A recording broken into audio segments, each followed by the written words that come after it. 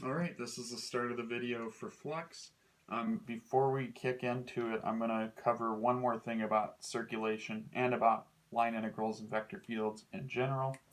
So remember, we have been looking at the form f dot dr for a line integral. And we found that we could rewrite that as f dot v dt. And this is kind of how we've been solving these line integrals thus far.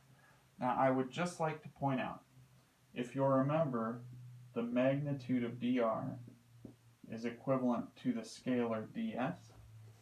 And so I would like to point out that if dr is equal to the scalar of ds, then ds has the same length as dr. Now, what else do we know of that points in the direction of dr? Well, the unit tangent vector always points in the direction of motion.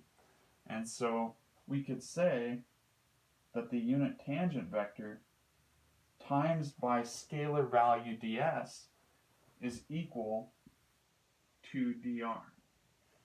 And so this is important because dr and the unit tangent vector point in the same direction. Dr and ds share the same magnitudes. Now, unit tangent vectors of length 1 and 1 multiplied by anything is that same thing. So what the unit tangent vector is doing is it is giving us our direction, and the ds component is giving us our magnitude. Whereas dr by itself encases both of those pieces of information. This is just another way to write it. But it's kind of an important way to write it to understand the difference between circulation and flux. So we covered with circulation last time that we could write it as the closed loop of f dot v integrated with respect to dt from time 1 to time 2. Okay, but another way we can indeed write this is we can write it as f, the vector field at that point, dotted with the unit tangent vector times ds.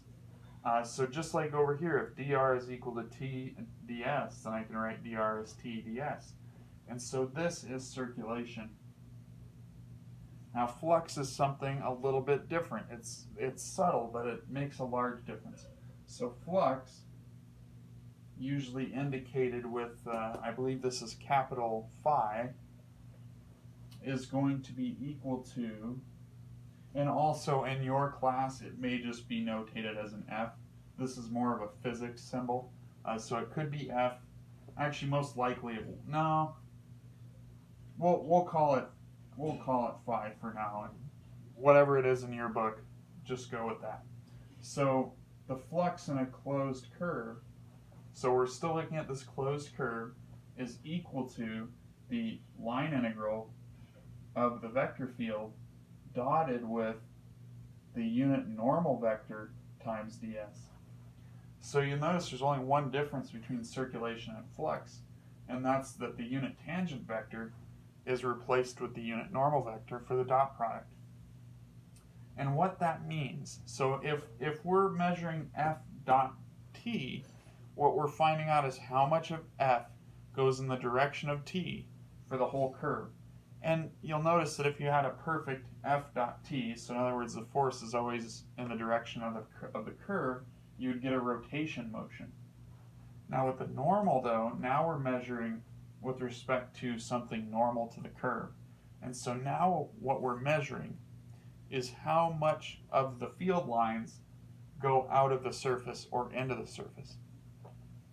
So just like last time, I drew an example of a vector field and a curve that will have a large positive flux.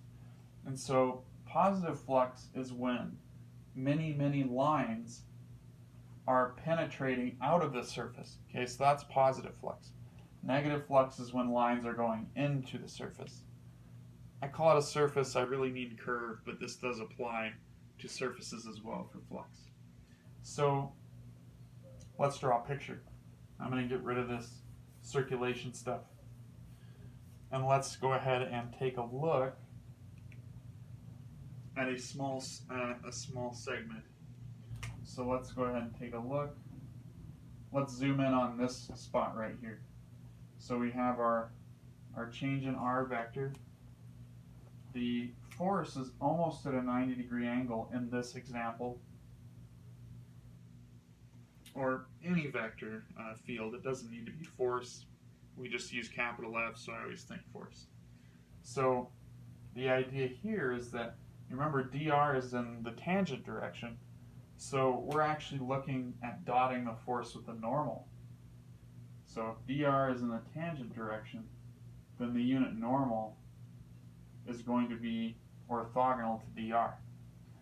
And now what we're doing with the dot product is we're finding how much of the force goes in the direction of the normal. And the larger that value, the more flux there is. Because you'll notice that the closer that f is to orthogonal to dr, or parallel with the unit normal vector, the larger values you're going to get from f dot n. So this has been Flux. I'm sorry, not circulation anymore. This has been Flux. Yeah, so a feel for them both is circulation has to do with rotation. Flux has to do with how many lines are going out of or into the surface. Like for example, let's look at a different field instead of one that's very highly positive. Let's look at maybe a field that is constant, like say gravity. So just like the last time, if we look at gravity, all the lines are of the same length and they're all pointing downwards. And so if we look at that,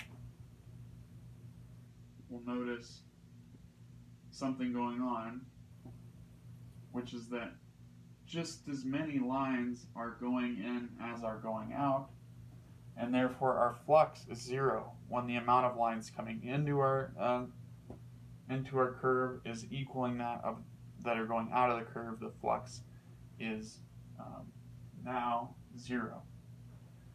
Now, while we're talking about flux, let's go ahead and describe flux from a perspective of not a closed surface. So in other words, not with this circular integration.